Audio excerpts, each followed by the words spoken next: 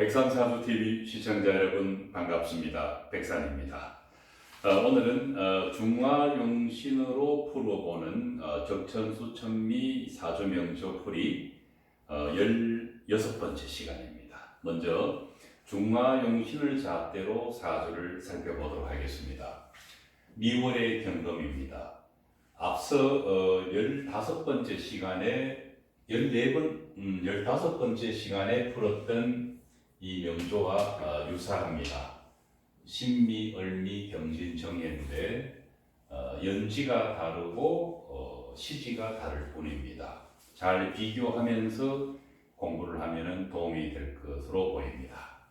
미월의 경금은 역시 이 화기로 인해서 수를 통해서 경금의 원래 모습을 드러낼 수가 있습니다. 그래서 수를 앞세우고 비겁인 금이 검수상생해서 사주의 중화를 꾀하게 되는 것입니다.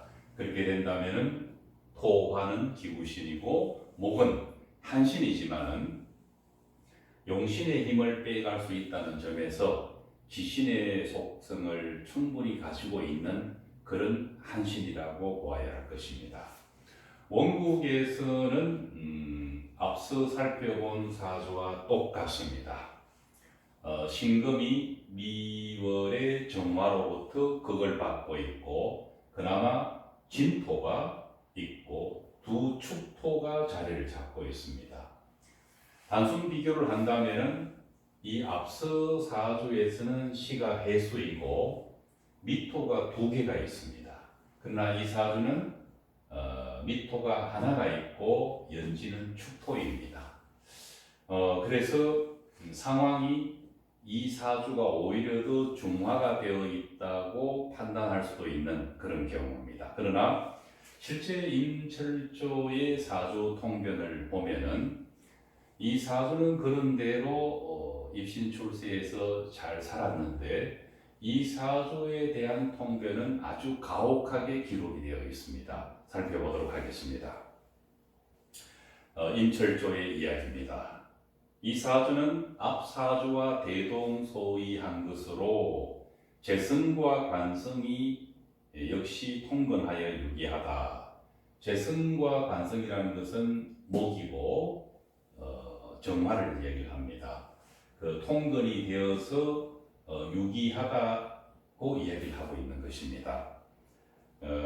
그런데 앞 사주는 정화가 사령이었고 이 사주는 기토가 사령이 된다고 생년월일에서 일시에서 확인을 해서 그렇게 표현을 하고 있습니다. 그래서 더 나쁜 것은 태어난 시간이 축시라고 했는데 그 축시가 나쁜 이유를 정화가 꺼져버리기 때문에 미월의 정화가 축토로 인해서 꺼져버리기 때문에 그 이후로 정화가 힘을 잃어버려서 신금이 날뛴다라는 표현을 하고 있습니다. 여러분들의 생각은 어떻습니까? 미월의 그 정화 당령이든 기토가 당령이 되었던 미월의 이 신금이 정화가 없기 때문에 날뛴다라는 표현은 참 그 곤란함을 느낍니다. 그러나 격국 이론에서는 이러한 주장이 가능합니다. 잘 비교해 보시길 바랍니다. 신금이 날뛰니까 정화가 축토 위에 있어서 그 힘이 다 꺼져버리니까 신금을 제어할 수 없어서 신금이 날뛴다라는 표현을 하고 있습니다. 미토 중에 목화의 얕은 뿌리를 충하다 보니 그 금이 또 금극목을 한다는 표현을 이렇게 표현을 하고 있습니다. 재성과 관성이 있다고는 하나 없는 것과 다름이 없다. 이렇게 표현을 하고 있습니다. 목이 신금이 미토 속에 있는 재성을 뿌리를 충해버리다 보니까 재성의 뿌리를 충해버리다 보니까 재성과 관성이 이 재성과 관성이 있다고는 하나 아무런 의미를 부여할 수가 없다라고 표현을 하고 있습니다. 제가 앞서 종화용신에 의해서 이 사주를 설명을 할 때는 통근 이 사령과 상관없이 미월의 경금이라는 단서 하나만으로 화기가 강하다라고 이야기를 했습니다. 축토 위에 있다고 해서 이 화기가 갑자기 불이 꺼지는 것은 아니라는 것입니다. 그래서 이 정화는 항상 신금을 극할 수 있는 구조적인 그런 특징을 갖고 있습니다.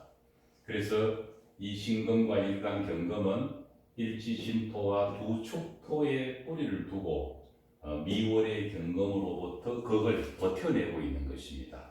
한신인 목은 오히려 구신인 정화를 생하고 있기 때문에 오히려 기구신의 범주에 포함됩니다.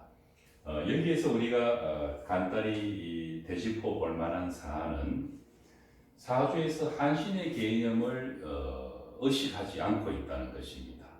그리고 극하는 글자와 극을 받는 글자의 힘의 우위를 전혀 고려하고 있지 않다는 것입니다. 미월의 정화가 축토 위에 있다고 해서 이걸 꺼진다고 하는 표현을 우리가 받아들일 수 있겠습니까? 그래서 사주를 풀이하다 보면은 이러한 설명이 나올 때 그것을 정확하게 판단할 수 있는 힘을 길러야 하는 것입니다. 고전을 통해서 우리가 명리학의 발전을 거듭해 가고 있지만은 고전에서는 많은 문제점과 모순을 안고 있습니다. 옥석을 잘 가려야 한다는 것입니다. 같은 고서 중에서도 옳은 표현이 있으면 그것은 충분히 활용을 해야 되고 아닌 것은 판단해서 참고를 하거나 버릴 줄 알아야 한다는 것입니다. 운의 해석에 있어서 임철조는 가보에서 목화가 모두 왕성하니 왕성하다고는 하지만 목은 한신이고 화는 구신입니다. 그래서 구신이 왕성하다, 화가 왕성하다는 표현은 충분히 옳은 표현이라고 생각되지만은 한신이라는 글자를 같이 앞세워서 목화가 왕성하다는 표현은 제고할 필요가 있다고 보겠습니다.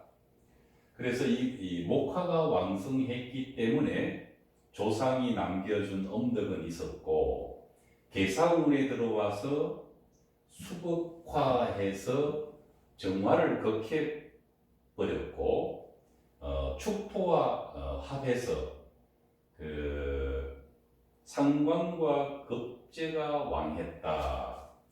이 미월에 이 계수 상관이 왔는데 이 상관과 비겁이 같이 강해서 고통이 대단했다. 그래서 상관이 관을 극해버렸다는 것입니다. 참 억울합니다.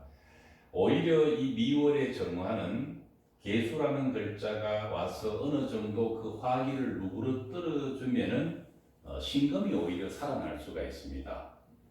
그 점을 오히려 거꾸로 관찰하고 있는 것으로 보입니다. 임진운에 와서는 아내와 아들이 죽고 가산이 하나도 없이 소멸하고 머리를 깎고 선임이 되었다. 임진운이라는 것은 앞서 사주에서도 임진운을 가장 발달한 대운으로 판단했고 이 사주도 예외 없이 임진운을 좋게 볼 수 있습니다. 그런데도 이런 운에서는 물려받은 조상의 음독은 있었지만은 계사운에 들어와서 계수가 정화를 극했다. 참 인정하고 수긍하기가 어려운 표현입니다. 희용신에 해당되는 글자가 기구신에 해당되는 글자를 극했다는 지금 표현을 임철조는 하고 있는 것입니다.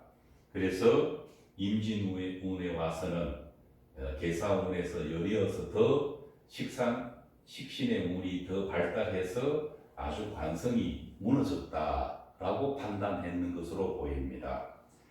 아내도 죽고 아들도 죽고 가산이 하나도 없이 삭발하고 중이 되었다.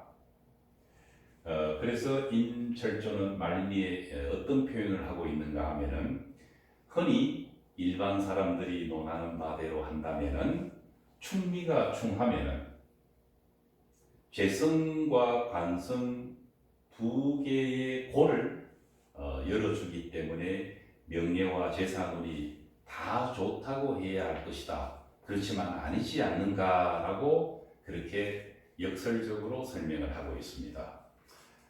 일단 임철조의 이런 통변을 우리가 공부를 하면서 동의를 하고 동의를 하지 않는 것은 각자의 몫이라고 봅니다. 왜냐하면은 지금 불러서 확인해 볼 수가 없기 때문에 그렇습니다. 그러나 저는 앞서 515번째 이 사주와 이 사주는 크게 다르지 않다고 봅니다. 그래서 앞 사주는 좋게 통변을 했지만은 이 뒤 사주를 아주 안 좋게, 아내가 죽고 자식이 죽고 머리 깎고 선임이 되었다 하는 점에 대해서는 저로서는 많은 이런 유사한 사주를 확인해 본 결과 임철조의 말에 동의하기가 사실은 어렵습니다. 여러분들의 생각이 저와 같은지 또 다른 의견이 있는지는 모르겠습니다. 곰곰이 생각해서 이런 사주가 나왔을 때 이 사주는 정화가 사령이었고 이 사주는 기토가 사령이었다는 그런 단서와, 또는 축토 위에 있기 때문에 병화가 힘을 못 썼다. 그렇다면 해수 위에 있는 정화는 왜 힘을 썼느냐? 모습입니다. 또 미월에 개수가 와서 수복화해서 미월의 정화를 극했다는 이런 표현들은 제가 누누이 강조하는 생극의 논리를 체에 갇힌 상태에서 적용하고 있기 때문에 이런 모순이 일어난다고 보는 것입니다. 종합적으로 정리하면은 항상 극에 있어서 기부신이 희용신을 극하지 희용신은 기부신을 극할 수가 없습니다. 또 한신은 용신의 힘을 뺏어가기도 합니다. 또 한신이 기부신을 극하는 것 역시 가능하지가 않습니다. 여러 사주 명조를 공부를 하면서 이 논리대로 사주를 관찰하다 보면은 미처 해석해내지 못된 부분들이 하나씩 보여질 수 있을 거라고 생각합니다. 그러기 위해서는 사주의 중화를 돕는 정확한 희용신과 기부신과 한신을 해석해내는, 도출해내는 그런 노력이 필요합니다. 중화용신에서는 사주를 볼 때 무엇이 용신인가를 고민할 필요가 없습니다. 용신과 희신의 조합을 이미 수금과 화목, 그리고 화토와 토금이라는 네 가지 유형밖에 없다는 것을 논증하고 정립을 해 놓았습니다. 많은 공부가 되실 참고가 되실 거라고 생각합니다. 자, 다음 시간에 뵙겠습니다. 감사합니다.